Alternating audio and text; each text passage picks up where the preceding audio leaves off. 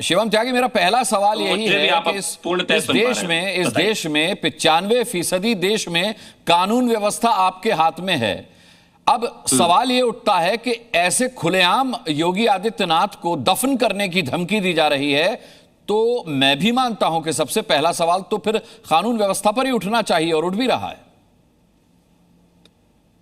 देखिए अनुराग जी, सबसे पहले मैं एक चीज कहना चाहता हूं, बिल्कुल जाहिर है सवाल उठाना आपका अधिकार है, सबका अधिकार है, उठाना चाहिए। लेकिन जो स्थितियां यहां पर इस समय है, इसका थोड़ा सा परिप्रेक्ष्य समझने की आवश्यकता है।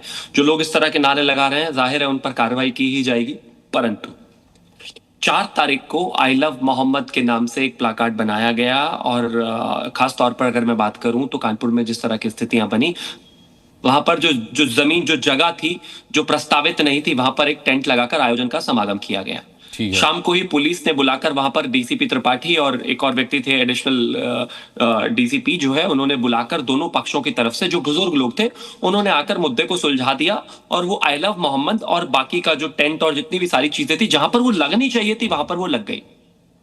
अगले दिन सुबह 5 तारीख को वहां पर एक जलसा जुलूस निकला। उस जुलूस ने हिंदू धर्म के और दूसरे धर्म के मतलब झंडे उन्होंने फाड़े, उसको जो है उस पर जो है डंडा वगैरह मारा। उसके बाद से स्थितियां बढ़ी, 24 से 25 से ज्यादा लोगों के खिलाफ एफआईआर करी गई और तमाम लोगों को गिरफ्तार किया गया, 8 को नामजद किया गया। इस पूरे देश में जो एजेंडा और प्रोपेगेंडा विपक्ष और तमाम जो लोग बनाने की कोशिश कर रहे हैं, मैं सिर्फ उनसे इतना पूछना चाहता हूं, झंडा जिसको फाड़ा गया, पोस्टर जिसको फाड़ा गया वो हिंदू धर्म का, जुलूस जो बिना परमिशन के निकाला गया वो मुस्लिम धर्म के लोगों ने किया। इसके अलावा आई लव मोहम्मद के किसी को पोस्टर ने किसी ने छेड़ा नहीं, छुआ भी नहीं, ऐसी कोई वीडियो ऑडियो कुछ भी नहीं है। तो फिर एजेंडा किस बात का है? ये देश में आग लगाने की कोशिश कौन कर रहे हैं? ये वही लोग कर रहे हैं जो इस देश की कानून व्यवस्था को खराब करना चाहते हैं। परंतु कौन है वो लोग? कौन है वो लोग? क्या मुस्लिम समुदाय है? अब आपको एक और वही तमाम अब आप अगर आपके पास कांग्रेस के प्रवक्ता और बाकी सब प्रवक्ता होंगे, उनकी जबान बता देगी आपको कौन है वो लोग। जब यहां पर खड़े होकर चंद्रशेखर रावण कह रहे हैं कि मुझे कौन रोक सकता है, धार्मिक आजादी के तहत मैं आई लव मोहम्मद कहूंगा, बिल्कुल कहिए, कौन रोक रहा है? किसी ने रोका भी नहीं। जब इस तरह की बात जो है उमर अब्दुल्ला कह रहे हैं कि कौन रोक सकता है, किसी ने रोका भी नहीं। तमाम ऐसे ये विपक्ष के जो लोग हैं जो इस तरह की बात कर रहे हैं, अरे आई लव मोहम्मद के पोस्टर पर किसी ने हाथ लगाया ही नहीं, तो फिर एजेंडा किस बात का है? लड़ाई किस बात की है? झगड़ा किस बात का है? तो ये जो मिलकर लोग इस देश में आग लगाने की कोशिश कर रहे हैं, उनके खिलाफ सख्ती से पेश आया जाएगा, किसी को आग लगाने नहीं दी जाएगी। ठीक है। मुमताज आलम रिजवी, आई लव मोहम्मद पर ना किसी को आपत्ति है, ना पोस्टर फाड़े गए, आई लव मोहम्मद कहने पर रोक भी नहीं है, फिर आखिर इतना बवेला क्यों मचा हुआ है? मुस्कान जी, बहुत बहुत शुक्रिया आपका। मैं आपको बताऊं, देखिए जो कारण है उस पर कोई बात ही नहीं कर रहा है। बात यह है कि बार बार आप कह रहे हैं ना कि 2 पक्ष, सवाल यह है कि दूसरा पक्ष आया कैसे, क्यों आया? अगर गलत टेंट लगाया गया था, ठीक है, तो जब लग रहा था तब हमारी पुलिस इंतजामिया कहाँ थी? इसका जवाब हमें दें, कहाँ थी? पहले क्यों नहीं रोका जब लगाया जा रहा था? दूसरा पक्ष आया वो इसलिए क्योंकि दूसरा पक्ष हर जगह पहुंच रहा है। इसलिए पहुंच रहा है क्योंकि सरकार उनको जो है, वो बेरोजगार लोग हैं, उनको रोजगार पे लगाया हुआ है। कहीं जाकर के आई कार्ड मांगेंगे, कहीं दुकान से वालों से जाकर के सवाल करेंगे, प्रोग्राम होगा तो वहां चले जाएंगे। सवाल यह है कि जब टेंट लग रहा था, आपको लग रहा था ये गलत है, तो एलआईयू होता है, तमाम एजेंसियां होती हैं, पुलिस होती है, तो उसको चाहिए था ना कि वो देखती। लेकिन ये दूसरा पक्ष कहां से आ जाता है, मैं समझ नहीं पा रहा हूं।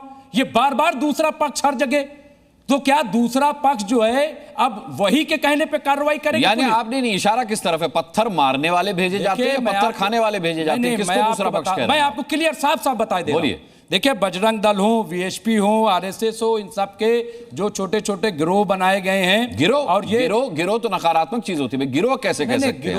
गिरोह कैसे कह सकते हैं? अरे भाई, ऐसा है कि ये जाते हैं, ये थाने पे धरना देने लगते हैं, कहते हैं मैं धरना दूंगा अगर कार्रवाई नहीं की गई, धमकी देते हैं पुलिस वालों को। आप कैसे गलत शब्द का चयन कर रहे हैं? एक मिनट, ऐसा है, मैं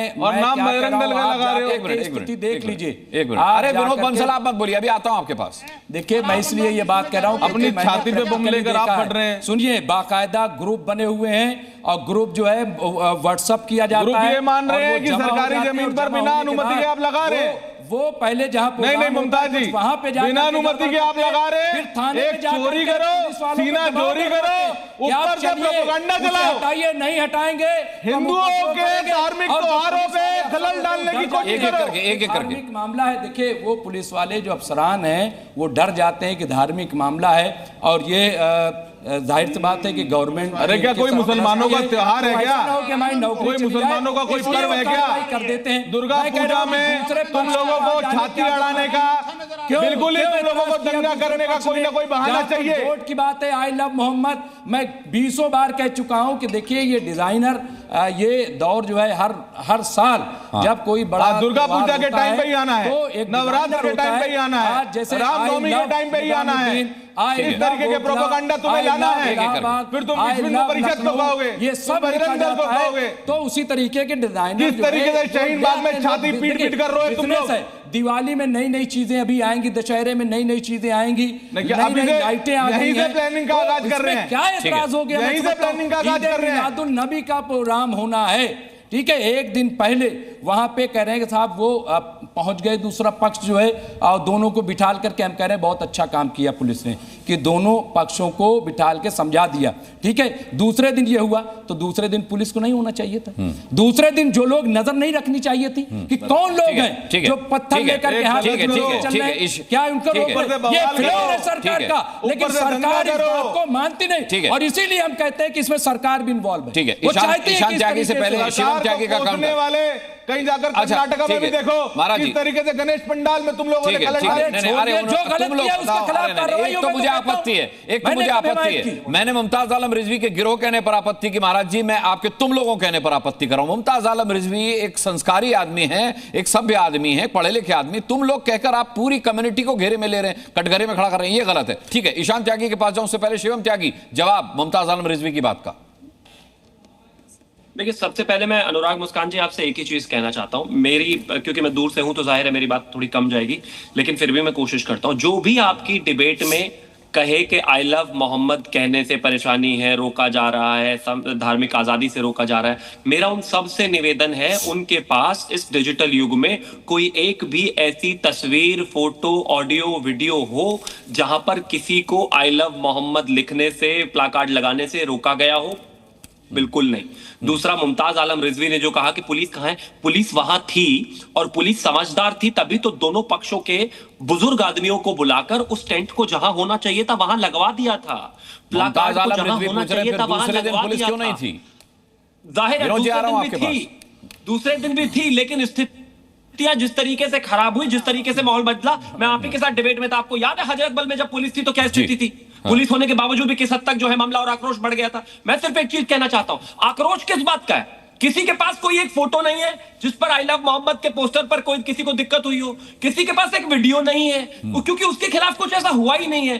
पोस्टर उल्टा जो फाड़ा गया है वो हिंदू धर्म के लोगों का फाड़ा गया है, और ऊपर से जो है प्रचार प्रसार और उसके अलावा जितना भी आक्रोश है वो भी यही कर रहे हैं। किस वजह से भाई? ठीक है शिवम, मैं लौटता हूं, समय हमारे पास कम होता है, मेहमान ज्यादा हैं, लेकिन मुझे विनोद बंसल को लाना पड़ेगा क्योंकि वो आग बबूला हैं। आग बबूला इसलिए है क्योंकि मुमताज आलम रिजवी ने विश्व हिंदू परिषद के गिरोह कहा है, जिस पर मैंने भी आपत्ति जाहिर की है, लेकिन मैं चाहूंगा कि गिरोह से अगर है तो मैं विनोद बंसल कहता हूं कि नहीं, ठीक है, मैं ग्रुप कहना चाह रहा था। हाँ ठीक है, अब देखिए, अब उन्होंने अपने शब्द वापस ले लिए, वो ग्रुप कहना चाह रहे थे, वो गिरोह कह गए। विनोद बंसल, ठीक है, ये नहीं कहना, ठीक है विनोद बंसल, मैं जबान गलत इस्तेमाल नहीं करता कभी। देखिए, विश्व हिंदू परिषद हो, बजरंग दल हो, संघ परिवार हो, कोई सरतन से जुदा की गैंग नहीं चलाता, पुलिस थाना पर पथराव नहीं करता, हिंदुओं की बस्तियों में आग नहीं जलाता, और कोई किसी के धार्मिक झंडे और बैनर पोस्टर फाड़ता नहीं कोई। अरे यार, बकवास कर रहा है, ये बकवास करने वाला कौन बैठा रखा? जिहादी आपने, ये जिहादी को कौन बैठा रखा? जो उसके अंदर ये इसलिए के बाद विक्टिम कार्ड खेलते हैं और हिंदुओं पर हमला करते हैं। यही हमलावर हैं,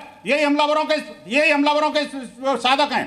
यही मैं कहता हूं, यही मानसिकता है जो देश में पत्थर बरसा रही है। तो मत बोलिए, अच्छा बोल, अरे पूरा तो बोलने दीजिए, पूरा बोलने दीजिए। ये जिहाद को चुम्मा क्यों दे देते हैं? मैं कहता हूं, जुम्मा आते के साथ ही जिहाद को चुम्मा देना क्यों लग जाते हैं ये लोग? मुझे बताइए, मस्जिद से निकलते के साथ ही पत्थरबाज क्यों बन जाते हैं ये लोग? आप मुझे बताइए, सरतन सुचिता की गैंग छोटी छोटी बातों को लेकर शुरू क्यों कर देते हैं?